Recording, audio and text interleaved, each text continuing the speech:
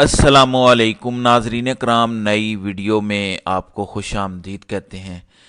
Supreme court کے آئینی bench سے بڑی خبریں آ چکی ہیں۔ تمام بڑے کیسز جو کل بھی فکس تھے، آج بھی اور کل بھی، آنے والے کل بھی، تمام بڑے کیسز چاہے وہ 9 مئی کے حوالے سے ہوں، 25 مئی کے حوالے سے ہوں، 8 فروری کے الیکشنز کے حوالے سے ہوں، عرش شریف کے حوالے سے ہوں، ان پر سماعت جاری ہے۔ آج 9 مئی کے حوالے سے سب سے پہلے سماعت ہوئی، جس میں 9 مئی پر عمران خان کی درخواست تھی کہ جوڈیشل کمیشن بنایا جائے، اس پر اعتراضات ختم کیے گئے ہیں اور سپریم کورٹ کے آئینی بینچ نے اس درخواست پر نمبر لگانے کا کہہ دیا ہے۔ دوسری اہم سماعت آج 25 مئی 2022 کے عمران خان کے لانگ مارچ کے حوالے سے ہوئی، جس میں سپریم کورٹ نے یہ حکم دیا کہ مظاہرین ریڈ زون میں داخل نہیں ہوں گے، لہٰذا امین الدین خان کی سربراہی میں آئینی بینچ سماعت کر رہا تھا۔ امین الدین خان نے پوچھا کہ کیا حکومت اس کیس کو چلانا چاہتی ہے، تو ڈپٹی اٹارنی جنرل جو ایڈیشنل اٹارنی جنرل ہیں روسٹرم پر آئے اور انہوں نے کہا کہ حکومت سنجیدگی سے درخواست کی پیروی کرے گی۔ عمران خان نے 25 مئی کو لانگ مارچ میں عدالتی حکم کی خلاف ورزی کی، لہٰذا ہمارے لیے عدالتیں بڑی ضروری ہیں، عدالتوں کا حکم ہمارے سر ماتھے پر، ہم تو اس کو آگے چلائیں گے کیونکہ یہ کیس خان کے خلاف ہے، لہٰذا ہم پیچھے کیسے ہٹ سکتے ہیں۔ تو جسٹس امین الدین خان نے یہاں جو چھکے چھڑائے، انہوں نے کہا سوچ لیں، چلائیں گے آپ، آگے چلانا ہے؟ تو ایڈیشنل اٹارنی جنرل نے کہا کہ جی چلانا ہے، کیوں نہیں چلانا؟ کہا گیا کہ حکومت سے پوچھ لیں، تو ڈپٹی اٹارنی جنرل نے کہا کہ نہیں پوچھنے کی کیا ضرورت ہے، چلانا ہے نا کیس۔ تو پھر امین الدین خان نے کہا سوچ لیں، اگر عدالت نے نوٹس کیا تو بانی پی ٹی آئی کو یہاں پیش کرنا پڑے گا، یعنی اگر ہم نے عمران خان کو اس حوالے سے نوٹس کر دیا اور آپ نے کیس آگے چلانا ہوا تو پھر عمران خان کو بھی سپریم کورٹ لانا پڑے گا، اور آپ نہیں لاتے ہوتے، آپ تو ویڈیو لنکس پر بھی پیشیاں نہیں ہونے دیتے، آپ کو تو ڈر ہوتا ہے کہ کوئی فوٹو کوئی ویڈیو لیک نہ ہو جائے، لہٰذا خان کو لانا پڑے گا۔ اور اس کے بعد پھر چراغوں میں روشنی نہ رہی اور ایڈیشنل اٹارنی جنرل کا چہرہ اتر گیا اور انہوں نے کہا کہ دیکھیں میں ذرا حکومت سے پوچھ کر پھر بتاتا ہوں۔ پھر خان کو اڈیالہ جیل سے نکال کر کے پی کے کسی دوسری جیل میں شفٹ کیا جائے، اس حوالے سے شہری قیوم خان کی درخواست تھی، اس پر سماعت ہوئی۔ خبر یہ ہے کہ سپریم کورٹ کے آئینی بینچ نے عمران خان کی اڈیالہ جیل سے کے پی کے منتقلی کی شہری کی درخواست 19,000 جرمانے کے ساتھ خارج کر دی۔ جرمانہ لگا کر یہ فارغ کی۔ محمد علی مظہر نے کہا کہ عمران خان کو کوئی مسئلہ ہوگا تو خود درخواست دے دیں گے۔ ان کے 3 وکلاء آج عدالت میں موجود تھے، کسی وکیل نے ایسی کوئی درخواست نہیں دی۔ جسٹس جمال خان مندوخیل نے کہا کہ قیدی کے اہل خانہ یا وہ خود ایسی درخواستیں دے سکتے ہیں، تو درخواست گزار قیوم خان نے کہا کہ یہ قومی مسئلہ ہے، فیملی ایشو نہیں، یہ قومی مسئلہ ہے، عمران خان قومی لیڈر ہیں، کسی کی ذات کی بات نہیں ہے۔ تو جسٹس جمال خان مندوخیل نے کہا کہ قومی مسائل آپ رکن اسمبلی بن کر سوچئے گا، یعنی آپ ایم این اے بنیے گا، اس کے بعد آپ دیکھیے گا کہ قومی مسئلہ حل کرنا ہے یا نہیں۔ پھر ایک اور بریکنگ نیوز آئی ہے، آئینی بینچ نے خفیہ اداروں میں سیاسی سیل ختم کرنے سے متعلق اٹارنی جنرل سے رپورٹ طلب کر لی۔ یہ بھی اہم چیز ہے کہ کس طرح خفیہ اداروں میں سیل بنے ہوئے ہیں، مختلف خاص سیل ہیں، جس خاص طور پر آئی ایس آئی کے اندر بنے ہیں، جو ڈی جی سی ہوتا ہے، جس طرح فیصل نصیر ہے جس نے باقاعدہ بارگیننگ کر کے ہر جگہ پی ٹی آئی کی حکومت گرائی ہے، تو باقاعدہ ایک سیل ہوتا ہے کہ یہ آئی ایس آئی کا پولیٹیکل ونگ ہے، یہ فلاں کا پولیٹیکل ونگ ہے، یہ سیاست دانوں کو مینج کرے گا۔ تو اس حوالے سے اٹارنی جنرل سے رپورٹ مانگ لی گئی ہے۔ ویسے اتنی جرت تو نہیں ہے امین الدین خان کی کہ وہ سیدھا آئی ایس آئی سے ٹکر لے، ایجنسیوں کے ساتھ ٹکر لے، بہرحال نوٹس جاری کر دیا گیا۔ پھر پی آئی اے کی فروخت کی بات ہو رہی تھی اور جس طرح کی بولی لگی 10 ارب کی، صرف یعنی 10 ارب کی ڈالر کی نہیں، روپے کی صرف بولی لگی، اور اس کے بعد حکومت جو ہے وہ اب کیا کرنے جا رہی ہے۔ شہباز رانا جو اکانومی کو کور کرتے ہیں وہ کہتے ہیں کہ پاکستان ایئر فورس پی آئی اے کا انجینئرنگ یونٹ 6.5 ارب کا خریدنا چاہتی ہے، صرف 6.5 ارب روپے کا خریدنا چاہتی ہے، آپ کی فضائیہ، آپ کی ایئر فورس، اور گورنمنٹ یہ چاہتی ہے، گورنمنٹ نے ڈیسائیڈ کیا ہے کہ جو بزنس یونٹ ہے پی آئی اے کا، حکومت وہ ایئر فورس کو سیل کرے گی 2.5 ارب کا، صرف 2.5 ارب کا، اور وہ بھی کیش میں۔ یہ وہ جو بولی لگی تھی اور شور مچا تھا کہ کم بولی لگی ہے پی آئی اے کی، تو یہ 10 ارب روپے کا چوتھائی حصہ بنتا ہے، تو یہ اب 2.5 ارب میں پی آئی اے کا یونٹ جو ہے وہ فضائیہ کو بیچنے جا رہے ہیں۔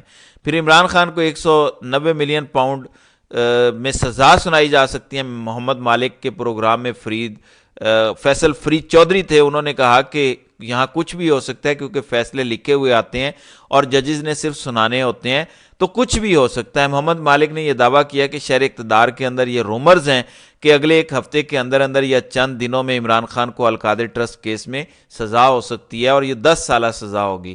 اور فیصل فرید چودھری نے اس کی تردید نہیں کی، انہوں نے کہا بالکل ہو سکتا ہے، آپ اس ملک میں کچھ بھی توقع کر سکتے ہیں۔ پھر خان کی اڈیالہ جیل سے گفتگو بھی رپورٹ ہوئی ہے، لمبی چوڑی گفتگو ہے، میں کچھ نکات آپ کے سامنے رکھتا ہوں۔ خان کہتا ہے کہ 10 اپریل 2022 کو حکومت کی تبدیلی کے آپریشن کے بعد اس وقت کے army chief general Qamar Javed Bajwa نے امریکی سازش کے نتیجے میں اعلیٰ عدالتوں کے ججوں، سیاستدانوں، بیوروکریٹس، پولیس حکام، ضلعی انتظامیہ، قانون نافذ کرنے والے اداروں کو ساتھ ملایا اور لندن پلان کی تکمیل کے لیے پاکستانی عوام کی خواہشات کے برخلاف کام شروع کیا۔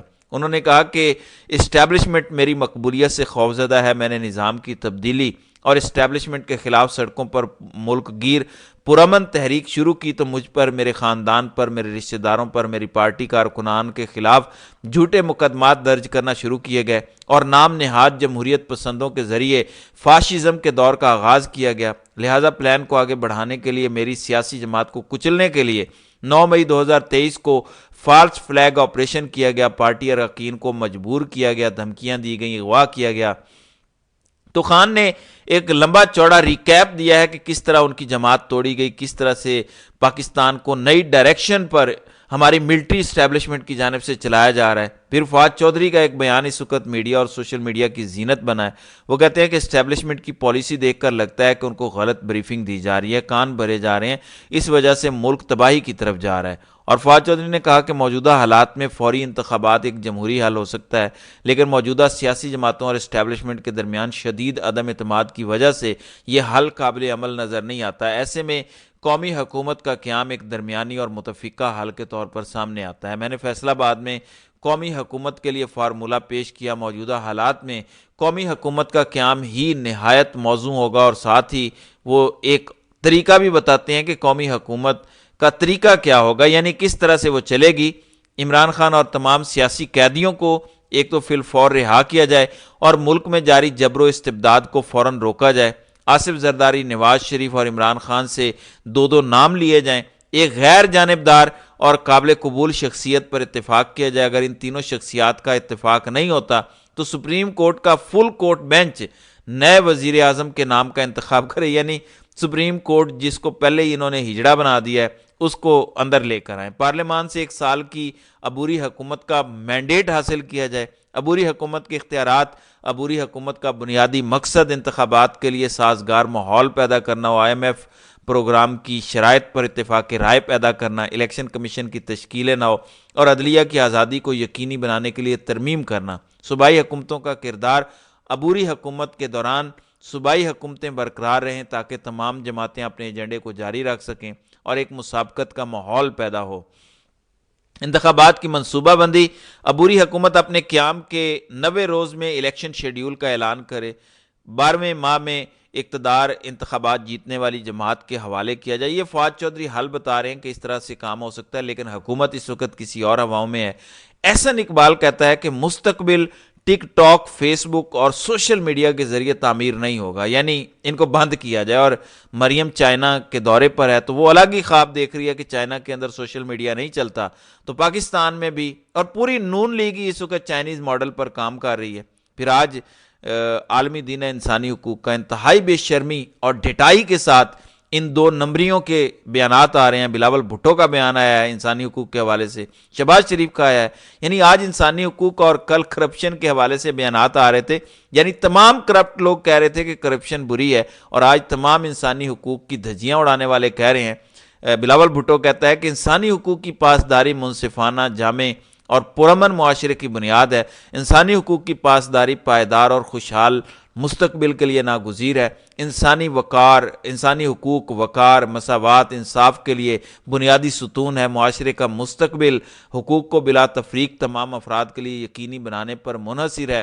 عالمی برادری مقبوضہ کشمیر اور غزہ میں جاری ناانصافی کے خلاف مؤثر اقدام کرے۔ تو عالمی برادری جو پاکستان کے حوالے سے کہتی ہے کہ انسان کے بچے بنو اور عمران خان کو رہا کرو، انسانی حقوق کی پاسداری کرو، اس حوالے سے یہ لوگ جو ہیں یہ گونگے اور بہرے ہیں۔ اور شہباز شریف نے تو بلاول کو بھی پیچھے چھوڑ دیا ہے۔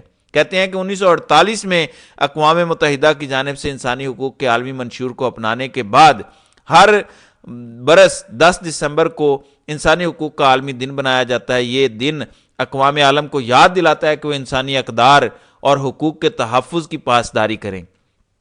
تاہم یہاں میں اس بات کا ذکر کرنا چاہتا ہوں کہ اقوام متحدہ کی طرف سے انسانی حقوق کے اعلامیہ کو اپنانے سے پہلے، بہت پہلے، ہمارے مقدس مذہب اسلام نے انسانی اقدار اور حقوق کے اصولوں پر عمل کی تلقین کی ہے۔ بہرحال لمبی چوڑی جو ہے اس طرح کی فضول گوئی جو ہے وہ شہباز شریف نے کی ہے، جس کا کوئی حاصل حصول نہیں ہے، کیونکہ خود یہ اس پر عمل پیرا نہیں ہے۔ تو ناظرین کرام، آپ کی اس ویڈیو کے حوالے سے کیا رائے ہے؟ آپ اپنی رائے کا اظہار کامنٹ سیکشن میں ضرور کیجیے گا۔